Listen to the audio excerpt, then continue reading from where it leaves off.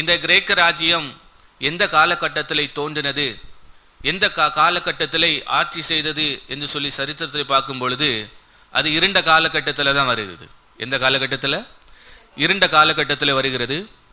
இந்த இருண்ட காலகட்டத்தில் தோன்ற போகிற ஒரு ராஜ்யத்தை குறித்து, அதாவது இந்த கிரேக்க ராஜ்யத்தை குறித்தும் அதனுடைய முதலாவது ராஜாவை குறித்தும், முதலாவது ராஜா யாரு?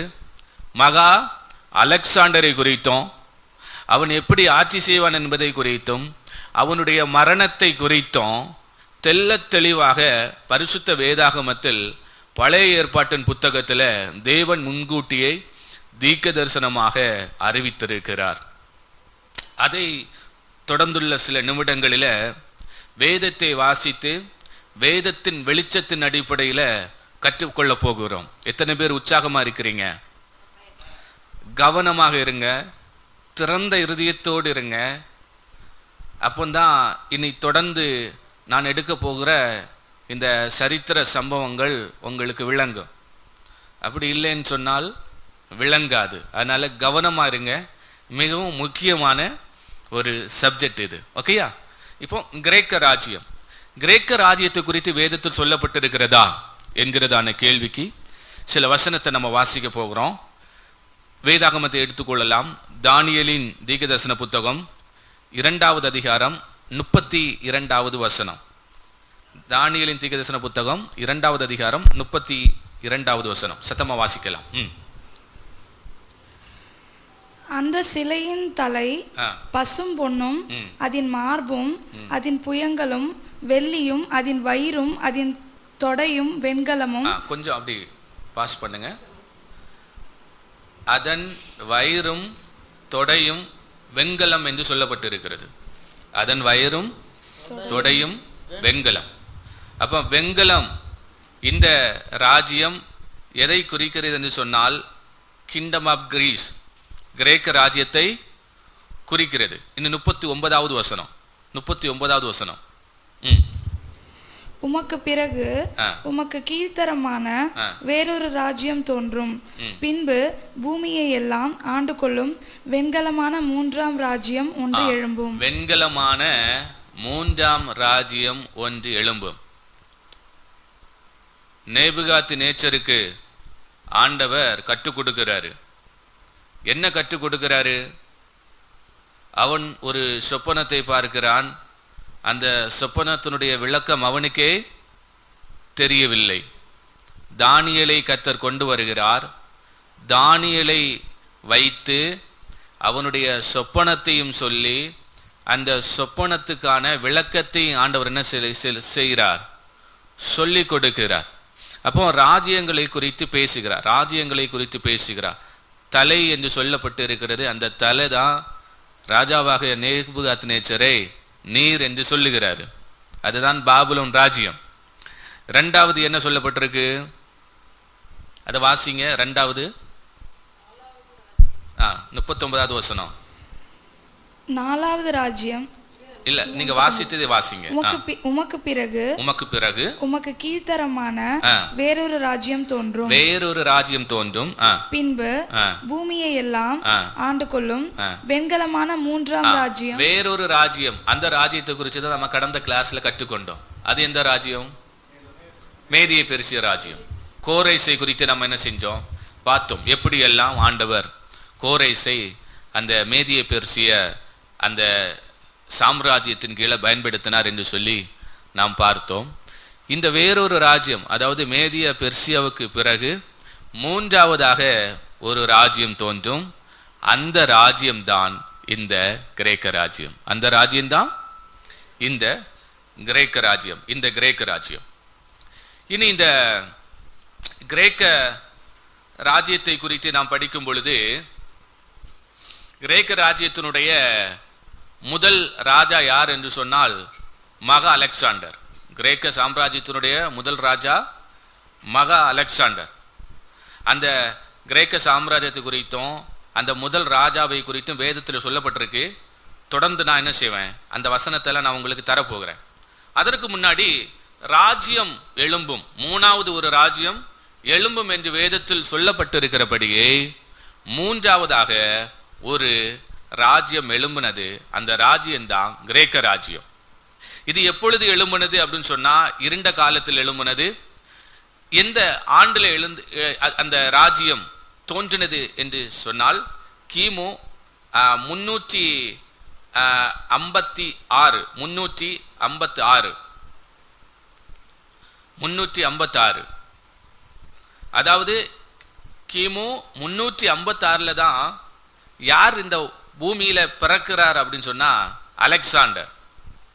356 ஜூலை மாதம் 20ஆம் தேதி மாசிதோனியாவில் உள்ள மைய நகரமாகிய பெலா என்கிறதான ஒரு இடத்துல தான் இந்த மகா அலெக்சாண்டர் பிறக்கிறார். மாசிதோனியாவில் உள்ள மைய நகரமாகிய பெலா என்கிறதான அந்த இடத்துல தான் அலெக்சாண்டர் வந்து பிறக்கிறாரு. இந்த அலெக்சாண்டர் பிறக்கும் போது அலெக்சாண்டருடைய தகப்பனார், அவருடைய பேர் வந்து 2ஆம் பிலிப் என்று சொல்லுவார்கள். இவர் பிறக்கிற, அதாவது அவனுடைய தாய் அவனை பிரசவிக்கிற அந்த நேரத்தில் அவனுடைய தகப்பனார் பிலிப் எங்க இருக்கிறார் தெரியுமா? யுத்த களத்தில் இருக்கிறாரு. எங்க இருக்கிறாரு? யுத்த களத்தில் இருக்கிறாரு. அப்போ அவருக்கு ஒரு மகன் பிறந்தான் என்ற செய்தியை கேட்ட உடனே பிலிப் வந்து அந்த மகா அலெக்சாண்டருக்கு கொடுத்த ஒரு பெயர் என்ன தெரியுமா? போரின் குழந்தை. என்ன குழந்தை? போரின் குழந்தை. பாத்தீங்களா? ஒரு குழந்தை பிறக்கும் பொழுதே அவர் வந்து ஒரு பெயரை வைக்கிறாரு, போரின் குழந்தை. அதாவது யுத்த களத்துல இருக்கும் பொழுது செய்தி வருது, பிலிப் உங்களுக்கு ஒரு மகன் பிறந்திருக்கிறார். உடனே சொல்லுகிறாரு, அந்த குழந்தை போரின் குழந்தை, அந்த குழந்தை போரின் குழந்தை. இனி இந்த மகா அலெக்சாண்டருடைய தாயை குறித்து படிக்கும் பொழுது தாயினுடைய பெயர் வந்து ஒலிம்பியாஸ். தாயினுடைய பேரு ஒலிம்பியாஸ். இவள் வந்து ஒரு இளவரசி என்று சொல்லப்படுகிறது. இவள் முக்கியமாக கிரேக்கர்கள் வழிபட்டு வந்த சியூஸ் என்கிறதான கடவுளை வழிபட்டு வந்தாள். சியூஸ் என்கிறதான கடவுள் மேல மிகுந்த பக்தி உள்ளவளாக இருந்தாள். இவள் தன்னுடைய குழந்தையை, அதாவது மகா அலெக்சாண்டரை பெற்றெடுக்கும் பொழுது தன்னுடைய அந்த சியூஸ் தெய்வத்தினுடைய அந்த மேல் உள்ள அந்த பற்றின் காரணமாக இவள் வந்து அந்த குழந்தையை வந்து என்ன சொல்லி அழைத்தார் என்று சொன்னால், சியூஸின் மகன் என்று சொல்லி அழைத்தார். என்ன சொல்லி அழைத்தார்? சியூஸின் மகன் என்று சொல்லி அழைத்தார். தகப்பனார் போர்க்களத்தில் இருக்கிறாரு, செய்தியை கோட்ட உடனே போரின் குழந்தை என்று சொல்லி அழைக்கிறாரு. தாயார் வந்து அவள் வழிபட்டு வந்த அவளுடைய கடவுளாகிய சியூஸின் குழந்தை மகன் என்று சொல்லி அழைக்கிறார். இனி இந்த அலெக்சாண்டரை குறித்து நாம் படிக்கும் பொழுது அவர் வளர்ந்து வருகிறார், சிறு வயதிலே வளர்ந்து வருகிறார். கிட்டத்தட்ட ஒரு 13 to 16 வயதுல யாருக்கு கீழே இருந்து படிக்கிறார் அப்படின்னு சொன்னால், கிரேக்க தத்துவ ஞானி, உலக புகழ் பெற்றவர் அரிஸ்டாட்டில். நீங்க கேள்விப்பட்டிருப்பீங்க. அரிஸ்டாட்டுக்கு கீழே இருந்துதான் இவர் வந்து அநேக காரியங்களை கற்றுக்கொள்ளுகிறாரு. அரிஸ்டாட்டில் கல்வி, தத்துவம், அறிவியல், மருத்துவம், இலக்கியம், அரசியல், இது போன்ற பல கலைகளை அரிஸ்டாட்டின் கீழே அவர் கற்றுக்கொள்ளுகிறார். அரிஸ்டாட்டில் அலெக்சாண்டரை பார்த்து என்ன சொன்னார் தெரியுமா? அலெக்சாண்டரை பார்த்து அவர் என்ன சொன்னார் சொன்னா, அலெக்சாண்டரை பார்த்து உலகுக்கு ஒரு செய்தியை சொல்லுகிறாரு, உலகத்துக்கு ஒரு செய்தியை சொல்லுகிறாரு. என்ன செய்தி என்று சொன்னால், அலெக்சாண்டர் என் சிறந்த படைப்பு என்று சொல்லுகிறார். அரிஸ்டாட்டில் அலெக்சாண்டரை குறித்து சொல்லும் பொழுது என்ன சொல்லுகிறார் தெரியுமா? அலெக்சாண்டர் என்னுடைய சிறந்த படைப்பு. அதாவது அந்த அளவுக்கு அரிஸ்டாட்டில் இந்த அலெக்சாண்டரை பக்குவப்படுத்தி இருக்கிறார், உருவாக்கி இருக்கிறார். பல விதத்துல இந்த அலெக்சாண்டரை வந்து அவர் பயிற்சி கொடுத்து உருவாக்கி இருக்கிறாரு. அப்போ இந்த அலெக்சாண்டருடைய வெற்றிக்கு பின் ஒரு முக்கியமான நபர் யார் என்று சொன்னால் இந்த அரிஸ்டாட்டில். இனி ஒரு 359 336 கிமு 359 336 இந்த காலகட்டத்தில் இந்த அலெக்சாண்டருடைய தகப்பனார் பிலிப்பு, 2ஆம் பிலிப்பு என்று சொல்லுவார்கள். இவர் இந்த மாசிடோனியா என்கிறதான இந்த பகுதியில் ஒரு சிறிய கிரேக்க கலாச்சாரம் கொண்ட நகரங்களை கட்டி எழுப்ப ஆரம்பித்தார். இதான் கிரேக்க சாம்ராஜ்யத்தினுடைய ஒரு சிறிய துவக்கம். மாசிடோனியாவில் கிரேக்க கலாச்சாரங்களை கொண்ட சில நகரங்களை என்ன செய்கிறாரு, அவர் கட்டி எழுப்புகிறாரு. கட்டி எழுத்து அதில் இவர் என்ன செய்கிறாரு, ஒரு ஆட்சியாளராக ஆட்சி செய்கிறாரு. இதுதான் இந்த சிறிய ஒரு ஆட்சி முறை, ஒரு கிரேக்கர்களுடைய கலாச்சாரம் தான் நாளடைவில் ஒரு பெரிய சாம்ராஜ்யமாக உருவெடுத்தது. கிமு 334 அலெக்சாண்டர் என்ன செய்யறான்னு சொன்னா, அதுக்கப்புறம் மிகவும் சிறியதாக இருந்த இந்த கிரேக்க ராஜ்யத்தை பெர்சியர்களோடு யுத்தம் செய்து இந்த பரப்பளவு, அதாவது கிட்டத்தட்ட ஒரு 3 மில்லியன் சதுர கிலோமீட்டர் இவர் அந்த இடத்தை பரப்பளவை பிடித்து இவருடைய அந்த சாம்ராஜ்யத்தை விரிவுபடுத்தினார். 3 மில்லியன் சதுர கிலோமீட்டர். சரியா? அப்ப இவ்வளவு உங்களுக்கு புரிஞ்சதுன்னு நினைக்கிறேன். கிரேக்க சாம்ராஜ்யத்தினுடைய ஒரு சிறு தொடக்கமே யார் என்று சொன்னால் அலெக்சாண்டருடைய தகப்பனார் 2ஆம் பிலிப்பு. மாசிடோனாவில் ஒரு சிறிய நகரங்களை கட்டி கிரேக்க கலாச்சாரங்களை பரப்பி அவருக்கு பின் வந்த அவருடைய மகன் மகா அலெக்சாண்டர் தான் இந்த கிரேக்க சாம்ராஜ்யத்தையே விரிவுபடுத்தி உலகுக்கே ஒரு வல்லரசான சாம்ராஜ்யமாக மாற்றினார். இனி இந்த அலெக்சாண்டரை குறித்து வேதம் என்ன சொல்லுது? ஃபர்ஸ்ட் நம்ம என்ன பார்த்தோம்? 3வது ஒரு ராஜ்யம் எழும்போம். அந்த ராஜ்யம் தான் எந்த ராஜ்யம்? கிரேக்க ராஜ்யம் என்று சொல்லி நான் உங்கள்கிட்ட சொன்னேன். அந்த அதாவது வேதத்தில் முன்குறிக்கப்பட்ட அந்த ராஜ்யத்தினுடைய ஒரு துவக்கத்தை தான் இவ்வளவு நேரம் சரித்திரத்தின் மூலமாக அலெக்சாண்டருடைய பிறப்பு, அலெக்சாண்டருடைய தகப்பனாருடைய சில முயற்சிகள் மற்றும் அலெக்சாண்டருடைய அந்த யுத்தங்கள் மூலமாக அந்த கிரேக்க சாம்ராஜ்யம் என்ன செய்தது? உலகுக்கே ஒரு பெரிய சாம்ராஜ்யமாக மாறினது.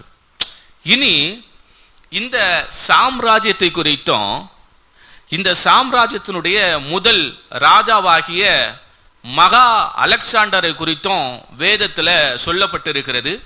இனி நீங்க என்ன செய்யணும் சொன்னா, நான் சொல்ல அந்த வசனத்தை சீக்கிரமா வாசிக்கணும்.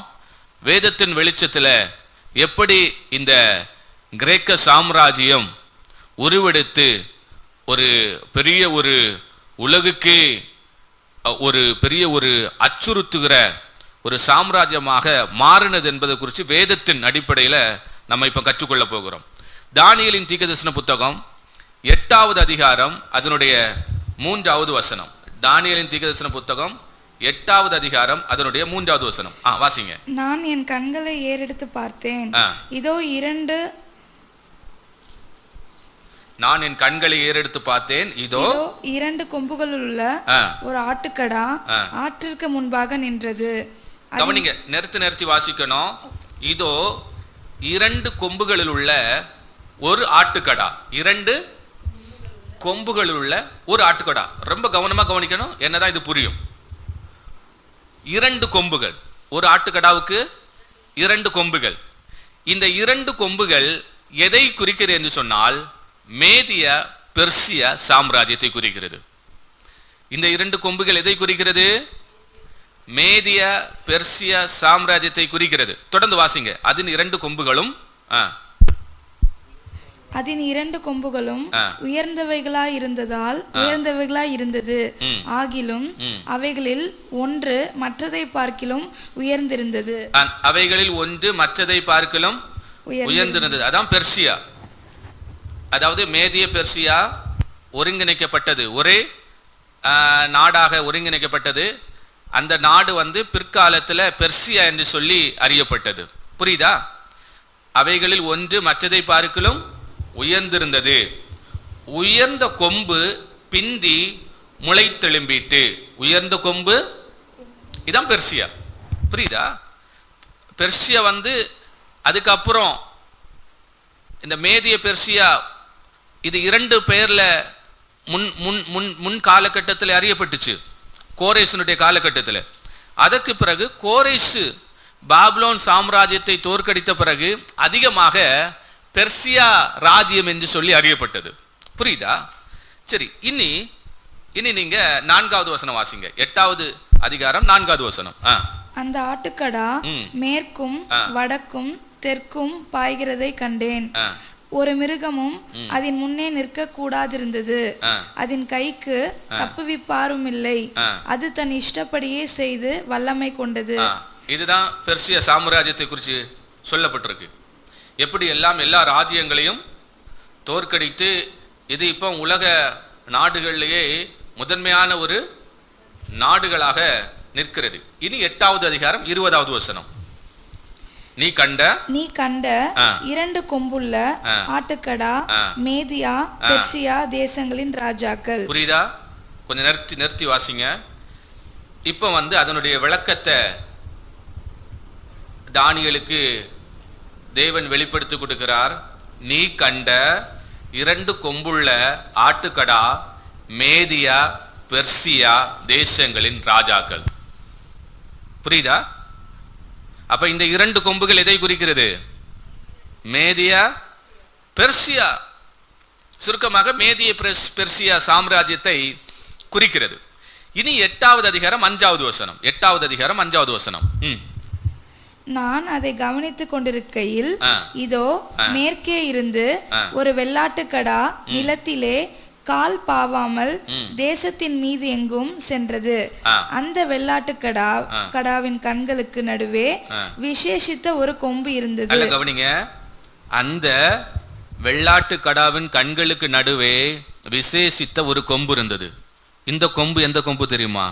இந்த கொம்பு எதை அடையாளப்படுத்துகிறது சொன்னால், இந்த கொம்பு கிரேக்க சாம்ராஜ்யத்தை அடையாளப்படுத்துகிறது. நல்லா நோட் பண்ணி வச்சிருங்க. இந்த கொம்பு, அதாவது தானியேலின் புத்தகம் 8வது அதிகாரம் 5வது வசனத்திலே சொல்லப்பட்டிருக்கிற இந்த கொம்பு எதை அடையாளப்படுத்துகிறது?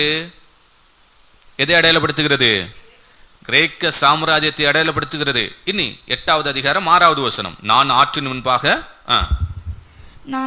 முன்பாக நிற்க கண்ட 2 கொம்புகள் உள்ள ஆட்டுக்கடாவின் இடம் மட்டும் அது வந்து தன் பலத்தின் உக்கிரத்தோடே அதற்கு எதிராக பாய்ந்தது. எது? 2 கொம்புள்ள ஆட்டுக்கடாவினிடம் மட்டும் அது வந்து தன் பலத்தின் உக்கிரகத்தோடே அதற்கு எதிராக பாய்ந்தது. இது எதை குறிக்கிறது? ஒரு கொம்பு கிரேக்க சாம்ராஜ்யம் இப்ப எதுக்கு எதிராக வருகிறது? மேதிய பெர்சியா சாம்ராஜ்யத்துக்கு எதிராக வருகிறது. இனி 7வது வசனம் வாசிங்க. அது ஆட்டுக்கடாவின் கிட்ட சேர கண்டேன். அது ஆட்டுக்கடாவின் மேல் கடும் கோபம் கொண்டு அதை முட்டி அதன் 2 கொம்புகளையும் முறித்து போட்டது. அதாவது 2 கொம்புகள் எது? மேதிய பெர்சிய சாம்ராஜ்யத்தை. ஒரு கொம்பு எதை குறிக்கிறது? கிரேக்க சாம்ராஜ்யம். அப்ப இந்த கிரேக்க சாம்ராஜ்யம் மேதிய பெர்சிய சாம்ராஜ்யத்தை முட்டி முறித்து போட்டது. இவ்வளவு புரிஞ்சுதா? இன்னும் வசனம் தருவேன், அப்பதான் உங்களுக்கு கொஞ்சம் கூட தெளிவாக தெரியும். தானியேலின் புத்தகம் 8வது அதிகாரம் 21வது வசனம் வாசிங்க. இன்னும் உங்களுக்கு இந்த வசனத்தை வாசிக்கும் பொழுது இதுவரைக்கும் நீங்க தலையை சொரிஞ்சிட்டு இருந்திருப்பீங்க. என்ன ஒன்றும் புரிய மாட்டுக, 2 கொம்புள்ள ஆட்டுக்கடா, 1 கொம்புள்ள ஆட்டுக்கடா, ஒண்ணுமே புரிய மாட்டுக. இன்னும் இந்த ஒரு வசனத்தை வாசிக்கும் போது உங்களுக்கு புரியும். 8வது வசனம் 21வது வசனம், 8வது அதிகாரம் 21வது வசனம். ரோமமுள்ள அந்த வெள்ளாட்டுக்கடா கிரேக்கு தேசத்தின் ராஜா. புரியுதா? அந்த வெள்ளாட்டுக்கடா யாரை குறிக்கிறது? கிரேக்க தேசத்தினுடைய ராஜா. எந்த ராஜா? முதல் ராஜா. கிரேக்க தேசத்தினுடைய முதல் ராஜா யாரு? மகா அலெக்சாண்டர். தொடர்ந்து வாசிங்க. அதன் கண்களுக்கு நடுவே இருந்த பெரிய கொம்பு அதன் முதலாம் ராஜா. நல்ல கவனிங்க. அப்ப கிரேக்க தேசத்தினுடைய ராஜ்யத்தினுடைய முதல் ராஜா யாரு? மகா அலெக்சாண்டர். அப்போ நல்ல கவனிங்க, மகா அலெக்சாண்டர் இந்த உலகத்துல தோன்றுவதற்கு முன்னாடி, கிரேக்க சாம்ராஜ்யம் இந்த உலகத்தில் தோன்றுவதற்கு முன்னாடி முன்கூட்டியே இருண்ட காலகட்டத்தில் 3வது ராஜ்யமாகிய ஒரு ராஜ்யம், அதுதான் கிரேக்க ராஜ்யம், இந்த உலகத்தில் தோன்றும். அந்த கிரேக்க ராஜ்யத்தினுடைய முதல் ராஜா மகா அலெக்சாண்டரை குறித்து மிகவும் தெளிவாக பழைய ஏற்பாட்டின் புத்தகத்தில் தீர்க்க தரிசனமாக சொல்லப்பட்டிருக்கிறது. இவ்வளவு புரிஞ்சுதா? ஓகே, இனி தொடர்ந்து நம் வாசிக்க வேண்டாம், கவனிங்க. இப்போ சரித்திரத்தில் நாம் படிக்கும் பொழுது கிமு 336 அலெக்சாண்டருடைய தந்தை கொலை செய்யப்படுகிறார். கிமு 336 அலெக்சாண்டருடைய தகப்பனார் கொலை செய்யப்படுகிறார். அப்பொழுது மகா அலெக்சாண்டருக்கு வயது வெறும் 20. எத்தனை? வெறும் 20. இந்த 20 வயதுல அலெக்சாண்டர் கிரேக்க ராஜ்யத்தினுடைய முதல் ராஜாவாக மாறுகிறார். எத்தனாவது வயதுல? 20வது வயதுல. 20வது வயதிலேயே எப்படியெல்லாம் ஆட்சி செய்ய வேண்டும், எப்படியெல்லாம் அரசியல் செய்ய வேண்டும், எப்படியெல்லாம் ராஜ்யங்களை பிடிக்க வேண்டும் என்கிறதான எல்லா அறிவும் அரிஸ்டாட்டில் மூலமாக யாருக்கு கிடைத்தது? அலெக்சாண்டருக்கு கிடைத்தது. இப்போ தகப்பனாருடைய மறைவுக்கு பின்பு அலெக்சாண்டர் எழும்புகிறார். அலெக்சாண்டர் எழும்பி அவனுக்கு முதலாவதாக படையை உருவாக்குகிறார். கிட்டத்தட்ட 40,000 படைகள், 40,000 படைகள் மற்றும் 5,000 குதிரை படை, 5,000 குதிரை படை. இப்போ 40,000 படை, அதாவது படை இராணுவர்கள், 40,000 இராணுவ வீரர்கள் என்ன செய்யறாரு? இவர் உருவாக்குகிறாரு. 5,000 குதிரை படை வீரர்களை உருவாக்குகிறாரு. இப்போ இராணுவத்துக்கு போதுமான பயிற்சி என்ன செய்யறாரு? கொடுத்து தொடர்ந்துள்ள வருடங்களிலே அடுத்தடுத்து நடக்க போகிற யுத்தத்துக்காக இப்பொழுதே தன்னுடைய படை வீரர்களுக்கு, இராணுவ வீரர்களுக்கு தகுந்த எல்லா விதமான பயிற்சிகளையும் இந்த அலெக்சாண்டர் கொடுக்கிறாரு. இப்போ படை வீரர்கள் ஆயத்தமாகிவிட்டார்கள், படை வீரர்கள் ஆயத்தமாகிவிட்டார்கள். இப்பொழுது அடுத்து என்ன நடக்க போகிறது? இவர் யுத்தத்துக்கு போக இருக்கிறார். இவர் யுத்தத்துக்கு போகிறார். உலக வரைபடத்தை பார்க்கிறாரு. எங்கிருந்து யுத்தத்தை செய்ய வேண்டும், எங்கு யுத்தத்தை முடிக்க வேண்டும், எந்தெந்த நாடுகளை கீழடக்க வேண்டும் என்கிறதான எல்லா தகவல்களையும் இவர் சேகரித்து கொண்டு முதலாக யாருக்கு எதிராக யுத்தம் செய்ய போகிறார் என்று சொன்னால், வேதத்தில் நாம் வாசித்தபடியே 2 கொம்பு உள்ள வெள்ளாட்டுக்கடா. அது எதை குறிக்கிறது? மேதிய பெர்சியா என்று சொன்ன அந்த நாட்கள்ல இந்த மேதிய பெர்சியா, இந்த பெர்சியா சாம்ராஜ்யம் தான் உலகத்தினுடைய ஒரு முக்கியமான ஒரு சாம்ராஜ்யமாக இருந்தது. அப்போ முதலாக அதை போய் கீழடக்கினால் மட்டும்தான் உலக நாடுகள் யாருக்கு கீழே வரும்? கிரேக்க சாம்ராஜ்யத்துக்கு கீழே வரும் என்பதை அறிந்து கொண்ட மகா அலெக்சாண்டர் முதலாக பெர்சியா சாம்ராஜ்யத்துக்கு எதிராக போகிறார். இவர் பெர்சியா சாம்ராஜ்யத்துக்கு எதிராக 3 யுத்தங்கள் செய்கிறார். எத்தனை யுத்தங்கள் செய்கிறாரு? 3 யுத்தங்கள் செய்கிறாரு. 3 யுத்தங்களையும் இவர் என்ன செய்தார் என்று சொன்னால் வென்றுவிட்டார். 3 யுத்தங்களையும் வென்றுவிட்டார். முதலாவது யுத்தம் கிமு 334 நடக்குது. முதலாவது யுத்தம் கிமு 334 நடக்குது. கிரானியஸ் என்கிறதான ஒரு இடத்துல வச்சு நடக்கிறது. கிரானியஸ் என்கிறதான ஒரு இடத்துல வச்சு தான் இந்த முதல் யுத்தம்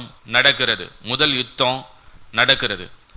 இந்த யுத்தத்தில் சுமார் 20,000 பெர்சியர்களை இவர் தோற்கடித்தார். 20,000 பெர்சியர்களை தோற்கடித்தார். அப்ப முதலாவது யுத்தத்திலே ஒரு பெரிய வெற்றி அலெக்சாண்டருக்கு கிடைக்கிறது. வெற்றி கிடைத்தது என்று சொல்லி மௌனமா இருக்காம தொடர்ந்து அடிக்கிறாரு. தொடர்ந்து யுத்தத்துக்கு போகிறாரு. இரண்டாவது யுத்தத்தினுடைய பேர் இசஸ் என்கிறதான ஒரு இடத்துல வச்சு இரண்டாவது யுத்தம் நடக்கிறது. இது எந்த ஆண்டுல நடக்குன்னு சொன்னா கிமு 333 நடக்குது. கிமு 333 நடக்கிறது. இந்த யுத்தத்துல இது ஒரு மலை பகுதி. இந்த இசஸ் என்கிறதான பகுதி, அதாவது சீரியா நாட்டில் உள்ள ஒரு மலை பகுதி. இது மிகவும் கடினமான ஒரு யுத்தம். இதுல முதல் யுத்தத்தில் பெர்சியர்கள் தோற்கடிக்கப்பட்டார்கள் என்று சொல்லி பெர்சியர்கள் என்ன பண்ணாங்க தெரியுமா? 1,00,000 படை வீரர்களோடு வந்தார்கள். 1,00,000 யாருக்கு எதிராக? மகா அலெக்சாண்டருக்கு எதிராக. இவர் சரளமாக ஒரு 40,000 படை வீரர்களை கொண்டு போய் இரண்டாவது இசஸ் என்கிறதான இடத்துல நடந்த அந்த யுத்தத்திலையும் ஒரு மிகப்பெரிய வெற்றியை கொண்டார். இது இரண்டாவது யுத்தம். மூணாவது யுத்தம் கிமு 331 ஆண்டுல நடக்குது. தற்போதைய ஈராக்கில் உள்ள அர்பெலா என்கிறதான இடத்துல வச்சு நடக்கிறது. ஒரு இடத்துல வச்சு நடக்கிறது. அர்பெலா இதுல பெர்சியர்கள் 2,50,000 படைகளோடு வராங்க. 2,50,000 படைகளோடு வராங்க. ஏன்னு சொன்னா இரண்டாவது யுத்தத்துல எத்தனை பேரோடு வந்தாங்க? 1,00,000 வந்தாங்க. இவர் 40,000 பேரோட போறாரு, வெற்றி கொள்றாரு. அவங்க படையுடைய அந்த எண்ணத்தை என்ன செய்யறாங்க? அதிகரிக்கிறாங்க. மூன்றாவது யுத்தம் அர்பிலா யுத்தம் 331 கிமு 331. 2,50,000 படைகளோடு பெர்சியர்கள் வருகிறார்கள். இவர் வெறும் 47,000 பேரோட போகிறாரு. 47,000 பேரோட போய் இந்த அர்பிலா என்கிறதான இடத்துல வைத்து நடந்த யுத்தத்திலையும் மகா அலெக்சாண்டர் ஒரு பெரிய வெற்றியை பார்க்கிறாரு. இந்த மூன்றாவது யுத்தத்தோட மேதியா பெர்சியா அந்த சாம்ராஜ்யம் மகா அலெக்சாண்டருடைய கைக்கு வந்தது. புரிஞ்சுதா? 10 ஆண்டுகளில் 11 யுத்தங்கள் இவர் நடத்தி இருக்கிறார். 10 ஆண்டுகள்ல மகா அலெக்சாண்டர் 11 யுத்தங்கள் நடத்தி இருக்கிறார். சரித்திரம் சொல்லுது, ஒரு யுத்தத்துல கூட இவன் தோற்று போகல. ஒரு யுத்தத்துல கூட இவன் தோற்று போகவில்லை. இந்த 11 யுத்தங்கள்ல ஒரு யுத்தம் தான் மகா அலெக்சாண்டர் இந்தியர்களோடு செய்த யுத்தம். இந்தியர்களோடு செய்த யுத்தம். சரித்திரத்தில் நாம் படிக்கும் பொழுது கிமு 326 ஹெடாஸ்பஸ் என்கிறதான ஒரு ஆறு, ஒரு நதி, ஹெடாஸ்பஸ்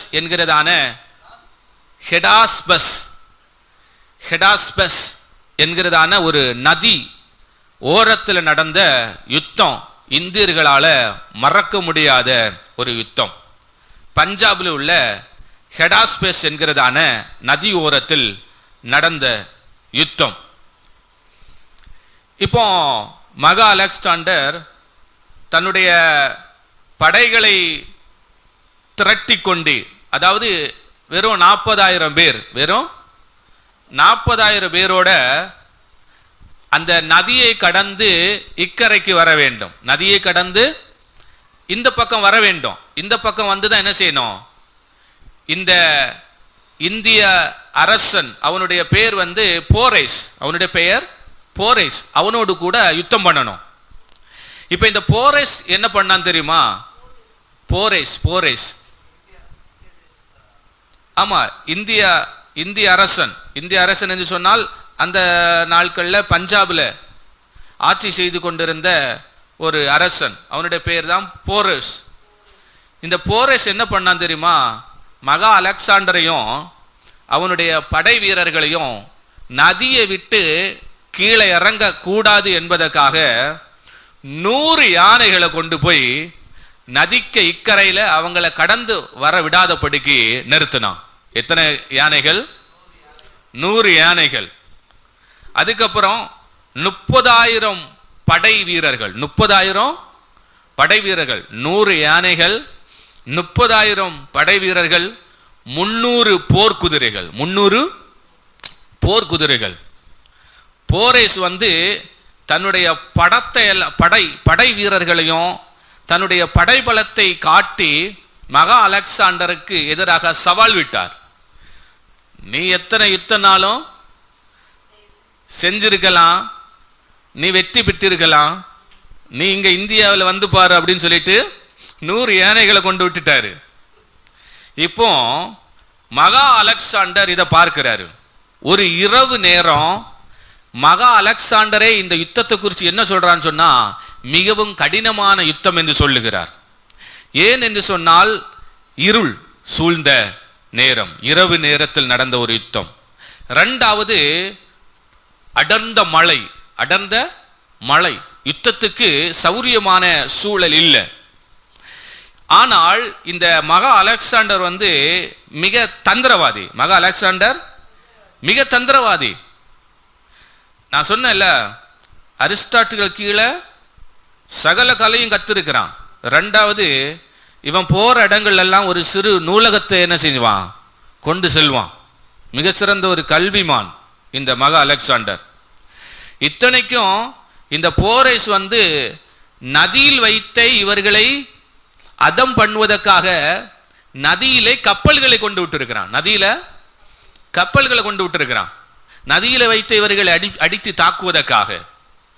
ஆனா சரித்திரம் என்ன சொல்லுன்னு சொன்னா, நள்ளிரவிலே இந்த போரேஸ் அந்த ஆற்றில கொண்டு விட்ட கப்பல்கள் எல்லாம் தலைமறைவாக மாறிவிட்டது என்று சொல்லப்படுகிறது. இவன் எப்படி என்ன செஞ்சான் என்று ஒன்றும் தெரியவில்லை. நதியில வைத்தே போரேஸ் கொண்டு அவனுக்கு எதிராக விட்ட கப்பல்களை என்ன செஞ்சான், அடித்து சேதம் பண்ணி விட்டான். அதுக்கு பிறகு சரித்திரம் என்ன சொல்லுன்னு சொன்னா, இவன் நதியிலிருந்து கீழே இறங்குவதற்கு முன், நதியிலிருந்து கரையில் இறங்குவதற்கு முன் கிட்டத்தட்ட 20 யானைகளை அவன் கொலை செய்து விட்டான். 20 யானைகளை கொலை செய்து விட்டான். 100 யானைகளை கொண்டு அடுக்கடுக்க விட்டு இருக்கிறான் போரேஸ். இவன் அந்த நதியில் வைத்து விட்டு 20 யானைகளை என்ன செஞ்சிட்டான், அழித்து விட்டான்.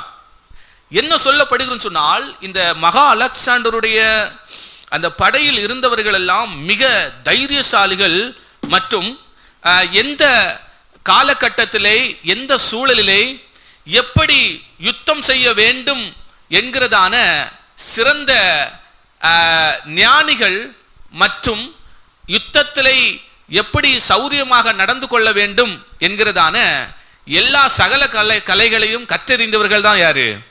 இந்த மகா அலெக்சாண்டருடைய கீழே இருக்கிற இந்த போர் வீரர்கள். இந்த போர் வீரர்கள்ல நிறைய பேரு இந்த அம்புகளை சரியான முறையிலே குறிப்பார்த்து எய்து எதிரிகளை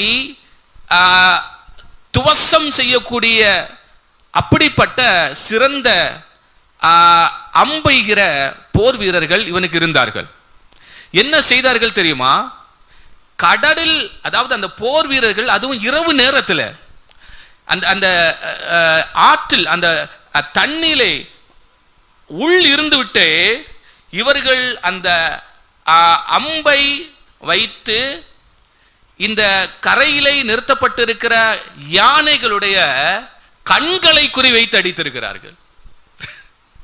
யானைகளுடைய கண்ணை குறிப்பார்த்து அடிச்சிருக்கிறாங்க.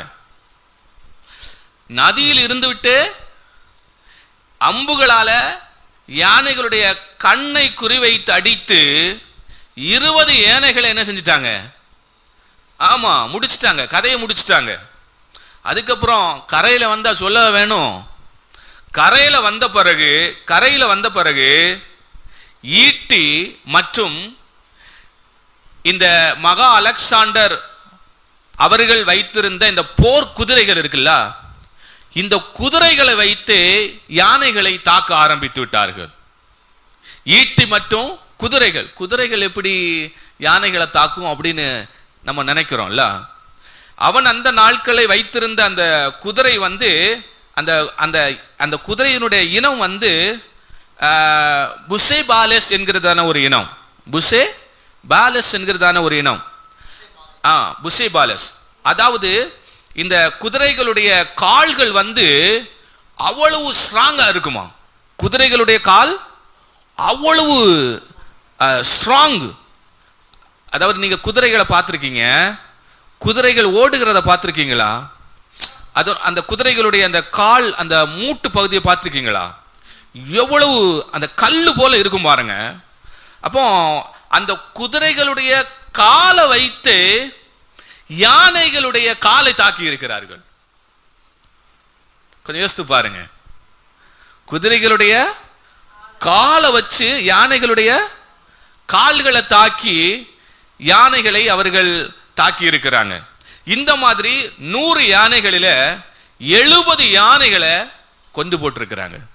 100 யானைகளில 70 யானைகளை கொண்டு போட்டிருக்கிறாங்க.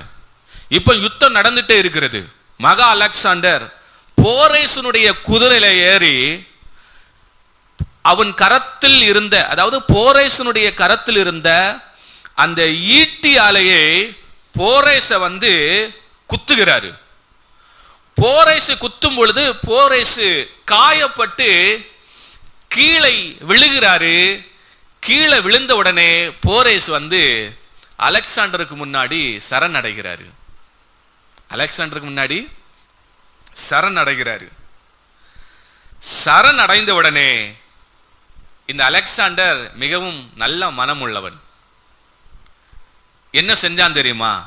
இந்த பஞ்சாபு அரசன் போரேச அதே இடத்துல நீ அரசனா இரு என்று சொல்லி வைத்துவிட்டு அவனை தன்னுடைய நண்பனாக மாற்றிவிட்டு அவனை பார்த்து, போரேச பார்த்து மகா அலெக்சாண்டர் சொல்லுகிறார், என்னுடைய யுத்த களத்திலே எத்தனையோ போர் வீரர்களை பார்த்திருக்கிறேன், உன்னை போல் போர் வீரர் கண்டதில்லை என்று சொல்லி அவனை உற்சாகப்படுத்திவிட்டு அவன் திருப்பி புறப்படுகிறான். இதுதான் 10 ஆண்டுகள்ல 11 யுத்தங்களை செய்திருக்கிறாரு. அதுல ஒரு யுத்தம் தான் நம்முடைய இந்தியா நாட்டில் உள்ள 11 10 ஆண்டுகள்ல 11 யுத்தங்கள் செய்திருக்கிறார். 15 என்று சொன்னோம். சரி, 11 சரியா தவறுதலாய் சொல்லியிருக்கலாம். 15 இல்ல 11 10 ஆண்டுகளில் 11 யுத்தங்கள். இனி கவனிங்க, இவ்வளவு புரிஞ்சுதா? இனி கவனிங்க, நம்ம என்ன பார்க்க போறோம் சொன்னா, வேதத்துல அலெக்சாண்டர் குறித்து சொல்லப்பட்டிருக்கு, கிரேக்க சாம்ராஜ்யத்தை குறித்து சொல்லப்பட்டிருக்கு. கிரேக்க சாம்ராஜ்யத்தினுடைய முதல் ராஜா மகா அலெக்சாண்டரை குறித்து சொல்லப்பட்டிருக்கு. இவனுக்கும் இஸ்ரவேலின் தேவனுக்கும் ஏதாவது தொடர்பு இருக்கிறதா? ஏதாவது ஒரு என்கவுண்டர் தேவனுக்கும் இந்த மகா அலெக்சாண்டருக்கும் இடையில் நடந்திருக்கிறதா என்று சொல்லி நாம் சரித்திரத்தை பார்க்கும்போது வியக்கத்தக்க காரியங்களை கற்றுக்கொள்ள முடிகிறது. இப்போ அநேக நாடுகளை அவன் கைப்பற்றின பிறகு எருசலேமுக்கு எதிராக போகிறார். எருசலேமுக்கு எதிராக போகிறார். இப்ப எருசலேமுக்கு எதிராக போகும் பொழுது அந்த நாட்களிலே எருசலேமில் ஆலயத்தில் பிரதான ஆசாரியனாக இருந்த அவருடைய பெயர் ஜாடஸ். எருசலேமில் பிரதான ஆசாரியனாக இருந்தவருடைய பெயர் ஜாடஸ். ஜாடஸ். இப்போ அலெக்சாண்டர் எருசலேமுக்கு எதிராக வருகிறார் என்கிறதான அந்த செய்தியை ஜாடஸ் கேள்விப்பட்டவுடனே ஜாடஸ் என்ன செய்கிறார் தெரியுமா? தன்னுடைய லேவி பரிவாரத்தை, லேவியர்களை, சில யூதர்கள் எல்லாம் கூட்டிக் கொண்டு இந்த அலெக்சாண்டரை சந்திக்க போகிறாரு. இந்த அலெக்சாண்டரை சந்திக்க போகிறாரு. இப்ப கொஞ்சம் யோசித்து பாருங்க, பெரிய படை குதிரைகள்ல வந்துட்டே இருக்குது, அதில் அலெக்சாண்டர் வருகிறார். இந்த காட்சியை ஜாடஸ் பார்க்கிறாரு, லேவியர்கள் பார்க்கிறார்கள், யூதர்கள் பார்க்கிறாங்க. நிச்சயமாகவே இவர்கள் பயந்திருப்பார்கள், நிச்சயமாகவே பயந்திருப்பார்கள். ஏனென்று சொன்னால் எல்லா இடங்களையும் கடந்து சென்று யுத்தம் செய்து வெற்றி பெற்றவன் இவன். இப்ப எருசலேமுக்கு எதிராக வருகிறான். இப்படி அவர்கள் இந்த மகா அலெக்சாண்டருக்கு அவனை நோக்கி அவனை சந்திக்க போகும் பொழுது, அலெக்சாண்டர் தூரத்திலே வரும் பொழுது இந்த காட்சியை பார்க்கிறார். அலெக்சாண்டர் தூரத்தில் வரும் பொழுதே இந்த காட்சியை பார்க்கிறார். எந்த காட்சி? ஜாடஸ் என்ன செய்யறான்? ஒரு லேவிய பரிவாரத்தோட வருகிற அந்த காட்சி. அந்த காட்சியை கண்டவுடனே தன்னுடைய ரதத்தை அவன் நிப்பாட்டினான். தன்னுடைய ரதத்தை நிப்பாட்டினான். நிப்பாட்டிட்டு அப்படியே ரதத்தை விட்டு கீழிறங்குகிறான். அப்படியே ரதத்தை விட்டு கீழிறங்குகிறான். ஏன் கீழிறங்குறான் தெரியுமா? இந்த மகா அலெக்சாண்டர் தன்னுடைய முதல் யுத்தத்தை துவங்குவதற்கு முன்பாக, அதாவது மேதியா பெர்சியா அந்த சாம்ராஜ்யத்துக்கு எதிராக யுத்தத்தை செய்ய துவங்குவதற்கு முன்பாக என்னதான் பயிற்சி பெற்றவனாக இருந்தாலும் சில குழப்பங்களும் சில பயங்களும் இருக்கதான் செய்யும். இவன் குழப்பத்தோடு அப்படியே சிந்தித்துக் கொண்டிருக்கும் பொழுது ஒரு சொப்பனத்தை பார்க்கிறான். அந்த சொப்பனத்தில் என்ன பார்க்கிறான் என்று சொன்னால், ஒரு எருசலேமினுடைய பிரதான ஆசாரியன் அவனுடைய நெற்றியிலே கர்த்தருக்கு பரிசுத்தம் என்கிறதான ஒன்றை தரித்திருக்கிறான். ஒரு வெள்ள அங்கியை தரித்திருக்கிறான்.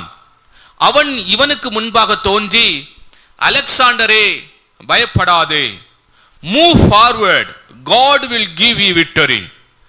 நீ முன்னோக்கி சொல், தேவன் உனக்கு வெற்றியை தருவார் என்று சொல்லி இவன் யுத்தத்தை துவங்குவதற்கு முன்னாடியே இவனுடைய சொப்பனத்துல ஒரு பிரதான ஆசாரியனை பார்த்தான். இப்போ இவன் ரதத்திலிருந்து கீழே இறங்கி அந்த பிரதான ஆசாரியனை பார்க்கும் பொழுது, எந்த பிரதான ஆசாரியனை இவன் யுத்தம் துவங்குவதற்கு முன்பாக இவனுடைய சொப்பனத்தில் பார்த்தானோ அதே பிரதான ஆசாரியன். அதே பிரதான ஆசானுடைய நெற்றியில் கர்த்தருக்கு பரிசுத்தம் என்கிறதான எழுத்து எழுதப்பட்டு இருக்கிறது. அவன் பார்த்த அதே அங்கியை அவன் தரித்து கொண்டிருக்கிறான். அதே லேவிய பரிவாரம்.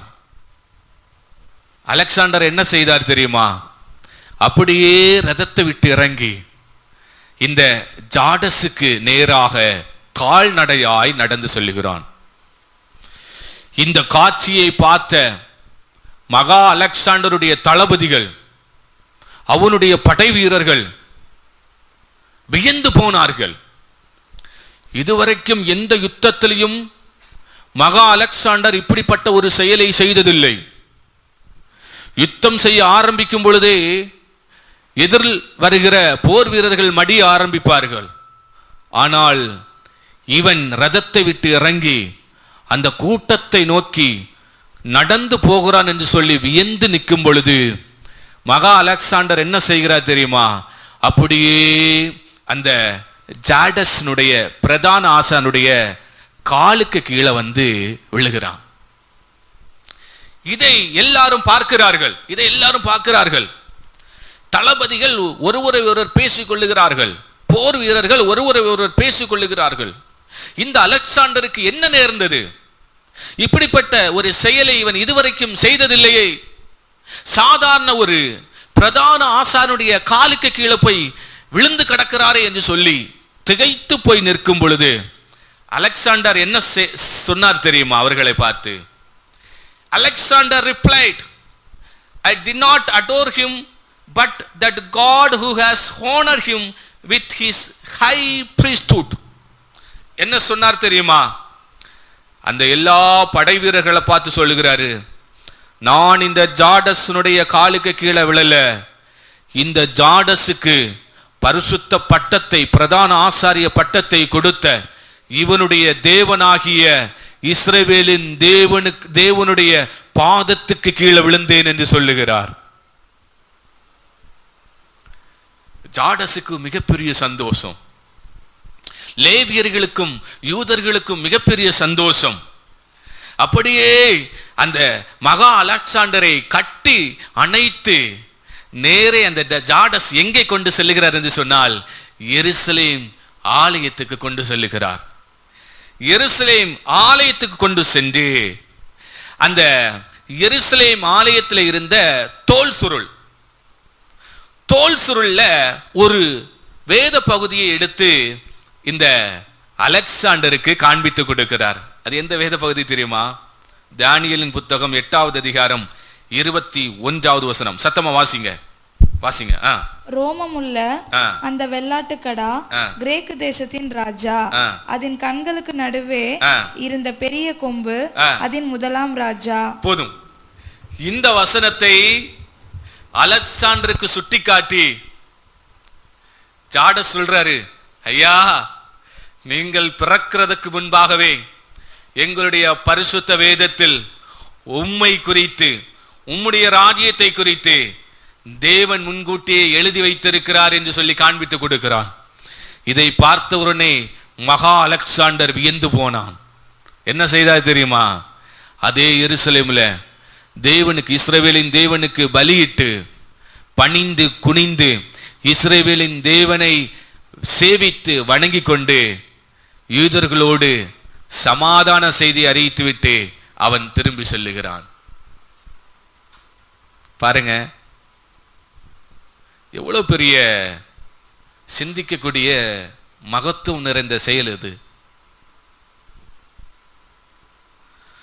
அப்போ அலெக்சாண்டரை குறித்து வேதத்தில் அவனுடைய ராஜ்யம், அதனுடைய முதல் ராஜா, அவன் என்னென்ன காரியங்களை செய்வான் என்பதை குறிச்செல்லாம் தெளிவாக சொல்லப்பட்டிருக்கிறது. ஈவன் அவனுடைய டெத், அவனுடைய மரணத்தை குறித்து கூட சொல்லப்பட்டிருக்கிறது. அவனுடைய வாசிக்கலாம். தானியேல் 8வது அதிகாரம் 8வது வசனம். மைக்கில் வாசிங்க. அப்பொழுது வெள்ளாட்டுக்கடா மிகுதியும் வல்லமை கொண்டது, மிகுதியும் வல்லமை கொண்டது. அது பலம் கொண்டிருக்கையில் அந்த பெரிய கொம்பு முறிந்து போய். பாருங்க என்ன சொல்லப்பட்டிருக்கு. அப்பொழுது வெள்ளாட்டுக்கடா என்பது இந்த மகா அலெக்சாண்டர் மிகுதியும் வல்லமை கொண்டது. மிகுதியும் வல்லமை கொண்டு என்று சொல்லும் பொழுது இவன் மிகப்பெரிய ஒரு வல்லரசாக நாடாக மாறிவிட்டான். எங்கு சென்றாலும் யுத்தத்துல வெற்றி தோல்வி இல்லை. அப்படி அவன் வல்லமை கொண்டு பலங்கொண்டு இருக்கையில் அந்த பெரிய கொம்பு முறிந்து போயிற்று என்று சொல்லப்பட்டு இருக்கிறது. எந்த பெரிய கொம்பு? அலெக்சாண்டர். வல்லமை கொண்டிருக்கும் பொழுது, அவன் பலத்திருக்கும் பொழுது, உலக நாடுகளை கீழ் அடக்கி அவன் ஆட்சி செய்து கொண்டிருக்கும் பொழுது அந்த பெரிய கொம்பு, அதாவது மகா அலெக்சாண்டர் முறிந்து போனான். அவன் மரித்து விடுவான் என்று வேதத்தில் சொல்லப்பட்டிருக்கிறது. வேதத்தில் சொல்லப்பட்டிருக்கிறபடியே சரித்திரத்தில் நாம் படிக்கும் பொழுது கிமு 323 ஜூன் மாதம் 10ஆம் தேதியில, கிமு 323 ஜூன் மாதம் 10ஆம் தேதியில் தன்னுடைய 32வது வயதிலே மகா அலெக்சாண்டர் இறந்து போனார். எத்தனாவது வயது? 32வது வயது.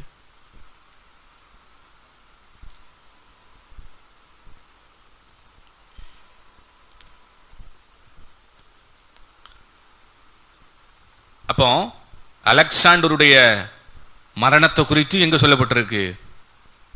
வேதத்தில் சொல்லப்பட்டிருக்கிறது. அலெக்சாண்டர் மரிக்கிறதுக்கு முன்னாடி, அவர் ஏன் மரித்தார் என்பதற்கு பல காரியங்கள் சொல்லுகிறார்கள். ஆனால் அலெக்சாண்டர் மரிப்பதற்கு முன்பாக ஒரு வார்த்தையை சொல்லுகிறார். என்ன வார்த்தை தெரியுமா? To the strongest. வலிமையானவருக்கு, டு பி ஸ்ட்ராங்கஸ்ட், வலிமையானவருக்கு என்று சொன்னால், நான் மரித்த பிறகு என்னுடைய சாம்ராஜ்யத்தை வலிமையானவருக்கு கொடுங்கள் அப்படின்னு. என்னுடைய சாம்ராஜ்யத்தை வலிமையானவருக்கு கொடுங்கள் அப்படின்னு சொல்லிட்டு, அதான் அதனுடைய அர்த்தம். To the strongest, STRONGEST, strongest.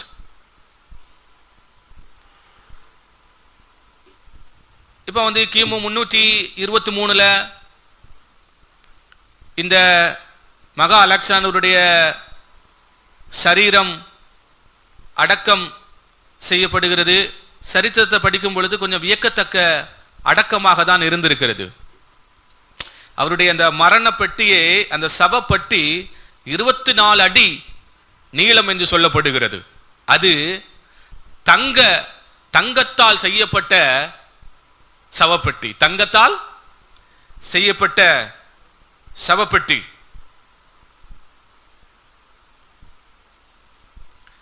இவர் மரிக்கிறதுக்கு முன்னாடி 3 முக்கியமான காரியங்களை சொல்லுகிறாராம். நான் மரித்த பிறகு என்னை நீங்கள் அடக்கம் செய்யும் பொழுது இந்த 3 நிகழ்வுகளையும் செய்ய வேண்டும் அப்படின்னு சொல்லுகிறாரு. அதுல ஒன்று என்ன என்று சொன்னால், என்னை நீங்கள் சவப்பெட்டியில் வைத்திருக்கும் பொழுது சவப்பெட்டியை சுற்றிலும் தங்க ஆபரணங்களை நீங்கள் தூவிவிட வேண்டும் என்று சொல்லுகிறார். தங்க ஆபரணங்களை தூவிவிட வேண்டும். அதாவது என்னுடைய சவப்பெட்டியை சுற்றிலும் தங்கம், பொன் இவைகள் எல்லாம் என்ன செய்யப்பட வேண்டும்? விதைக்கப்பட வேண்டும், தூவிவிட வேண்டும். அதை மக்கள் எல்லாம் பார்க்கணும் அப்படின்னு சொல்றாரு. இவர் சொன்னபடியே 250 கிலோ தங்க ஆபரணங்களை அவருடைய சவப்பெட்டியை சுற்றிலும் தூவி விட்டார்கள். 250 கிலோ தங்க ஆபரணங்கள். இரண்டாவது இவர் என்ன சொன்னார் என்று சொன்னால், என்னை நீங்கள் சவப்பெட்டியில் வைக்கும் பொழுது எப்படி வைக்க வேண்டும் என்றால், என்னுடைய 2 கரங்களையும் சவப்பெட்டிக்கு வெளியே விரித்தபடி வைக்க வேண்டும் என்று சொல்லுகிறார். என்னுடைய 2 கரங்களையும் சவப்பெட்டிக்கு வெளியிலே விரித்தபடி வைக்க வேண்டும் என்று சொல்லுகிறார். அவர் சொன்னபடியே இவருடைய 2 கரங்களையும், மகா அலெக்சாண்டருடைய 2 கரங்களையும் அந்த சவப்பெட்டிக்கு வெளியிலே மக்கள் அனைவரும் பார்க்கும்படியாக விரித்து வைக்கிறார்கள். மூன்றாவது என்ன சொல்லுகிறார் என்று சொன்னால், என்னுடைய சவப்பெட்டியை சுற்றிலும் மருத்துவர்கள் நிற்க வேண்டும். என்னுடைய சவப்பெட்டியை சுற்றிலும் மருத்துவர்கள் நிற்க வேண்டும். அவர் சொன்னபடியே 50 மருத்துவர்களும் 20 மருத்துவ கலைஞர்களும் அந்த சவப்பெட்டியை சுற்றிலும் நின்றார்கள் என்று சொல்லப்படுகிறது. 50 மருத்துவர்கள் மற்றும் 20 மருத்துவ கலைஞர்கள் சவப்பெட்டியை சுற்றிலும் நின்றார்கள். அப்ப நல்ல கவனிங்க, இந்த மகா அலெக்சாண்டருடைய அடக்கம் நமக்கு என்ன கற்றுக் கொடுக்கிறது என்று சொன்னால், தங்க ஆபரணங்கள் சுற்றி போடப்பட வேண்டும் என்று சொல்லி மகா அலெக்சாண்டர் கேட்டுக்கொண்டார். ஒரு மனிதன் இந்த உலகத்தில் வாழும் பொழுது என்னதான் சம்பாதித்தாலும் எத்தனை கோடி பணங்கள் சம்பாதித்தாலும், எத்தனை தங்க ஆபரணங்கள் சம்பாதித்தாலும், எத்தனை சொத்துக்களை அவன் வாங்கி குவித்து போட்டாலும், இந்த அலெக்சாண்டருடைய அடக்கம் நமக்கு என்ன கற்றுக் கொடுக்கிறேன் என்று சொன்னால், கை விருத்தபடிதான் நான் போக வேண்டும். கை விருத்தபடிதான் போக வேண்டும். நாம் சம்பாதித்து வைத்ததில் ஒரு செருப்பை கூட நம்மளால் கொண்டு செல்ல முடியாது. ஒரு செருப்பை கூட கொண்டு செல்ல முடியாது. ராமேஸ்வரத்தில் ஒரு நாளைக்கு நானும் என்னுடைய மனைவியும் மோட்டார் சைக்கிளில் பைக்கில் பிரயாணம் பண்ணி கொண்டிருக்கிறோம். திடீர்ந்து எங்களுக்கு முன் சென்ற மோட்டார் சைக்கிளில் போய் கொண்டிருந்த ஒருவர் ஒரு காரில் மோதி விபத்து. இவர் அந்த விபத்துக்குள்ளாகி இரத்த வெள்ளத்தில் கிடக்கிறாரு, சாக போகிறாரு. ஆம்புலன்ஸ் வருது, தூக்கிட்டு போகிறாங்க. ஆனால் அந்த இடத்துல ரத்தம், அந்த ரோடு ஃபுல்லாக ரத்தம். அந்த இடத்துல அந்த அவர் பயன்படுத்தின அந்த 2 காலணிகள் கிடக்கிறது, அந்த 2 செருப்பு கிடக்குது. உடனே என்னுடைய மனைவி என்ன பார்த்து சொன்னாங்க, என்ன சொன்னாங்க தெரியுமா? இந்த செருப்பை கூட இந்த நபர் எப்படியெல்லாம் விரும்பி வாங்கியிருப்பார். ஒரு சாதாரண ஒரு செருப்பு, நம் காலில் போடக்கூடிய செருப்பு, அதை கூட நம்ம எவ்வளவு பார்த்து வாங்குறோம். இது என்னுடைய காலுக்கு அழகா இருக்கா, நல்லா இருக்கிறா அப்படின்னு சொல்லிட்டு பார்த்து வாங்குறோம். அவள் என்கிட்ட சொன்னா, எப்படி பார்த்து வாங்கியிருப்பாரு ஈவன் இந்த செருப்பை கூட. ஆனா அவர் போகும் பொழுது இந்த செருப்பை கூட அவரால் என்ன செய்ய முடியல, எடுத்துட்டு போக முடியல. அப்ப இந்த அலெக்சாண்டருடைய அடக்கம் நமக்கு என்ன சொல்லி கொடுக்கிறது என்று சொன்னால், நாம் கிறிஸ்தவர்களாக இருக்கலாம், ஊழியக்காரர்களாக இருக்கலாம், யாரா வேண்டுமானாலும் இருக்கலாம், ரட்சிக்கப்பட்டவர்களாக இருக்கலாம், ரட்சிக்கப்படாதவர்களாக இருக்கலாம். இந்த உலகத்தினுடைய எவ்வளோ பெரிய பிரதமராக இருக்கலாம், முதலமைச்சராக இருக்கலாம், எவ்வளவு பெரிய அதிகாரிகளாக இருக்கலாம். இந்த உலகத்துல ஒரு மனிதன் மரிக்கும் பொழுது இந்த மகா அலெக்சாண்டருடைய அடக்கம் நமக்கு என்ன கற்றுக் கொடுக்கிறது சொன்னால், ஒரு பிடி மண்ணை கூட, நாம் விரும்பி வாங்குற காலணியை கூட, செருப்பை கூட நம்மளால் கொண்டு போக முடியாது. நாம் இந்த உலகத்துக்கு விடை சொல்லும் பொழுது 2 கையை விரித்தபடியே என்ன செய்கிறோம், போகிறோம். அதுதான் வேதம் சொல்லுகிறது. யோபு என்ன சொல்லுகிறாரு? நிர்வாணியா என்னுடைய தாயின் வயிற்றிலிருந்து வந்தது போலவே நிர்வாணியாக நான் செல்லுகிறேன், புறப்படுகிறேன். அதுதான் உலக வாழ்க்கை. மனிதன் உலகம் முழுவதையும் ஆதாயப்படுத்திக் கொண்டாலும் தன்னுடைய ஆத்துமாவை நஷ்டப்படுத்தினால் அவனுக்கு என்ன லாபம் என்று கேட்கிறது. இந்த உலகத்தில் உள்ள அனைத்து சொத்தையும் ஆதாயப்படுத்தினாலும் நமக்கு தேவன் கொடுத்திருக்கிற அந்த ஆத்துமா ரட்சிப்படையாமல் இந்த உலகத்துக்கு விடை சொன்னால் இந்த உலகத்துல நான் வாழ்ந்ததுக்கு அர்த்தமே இல்லை.